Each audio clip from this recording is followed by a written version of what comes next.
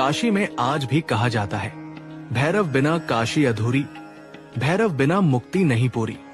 भैरव की वो यात्रा मानव जीवन का प्रतीक है।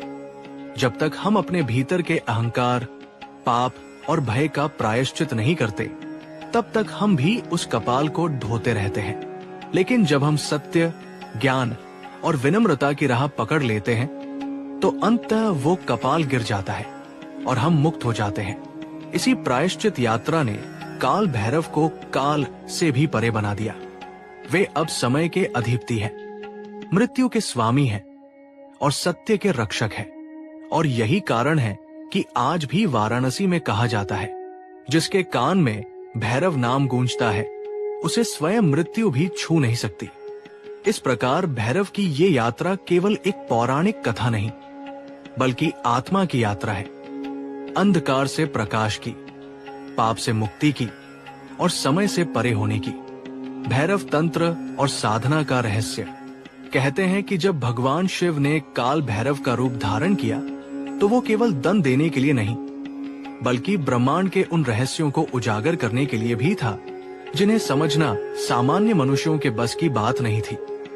भैरव केवल विनाश का प्रतीक नहीं है, वे तंत्र, साधना और आत्मोद्धार के परम गुरु हैं। भैरव का अर्थ ही है भय का अंत करने वाला।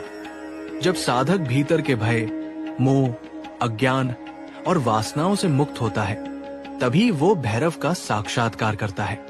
यही भैरव तंत्र का मूल सार है, जहां भय समाप्त होता है और चेतना का द्वार खुलता है। कथा है कि जब काल भैरव ने ब्रह्मा का अहंकार नष्ट किया, तब संपूर्ण ब्रह्मांड में एक विचित्र ऊर्जा फैल गई। वो ऊर्जा ऐसी थी जिसे साधारण इंद्रियां सहन नहीं कर सकती थी। ये ऊर्जा भैरवी शक्ति कहलाती है।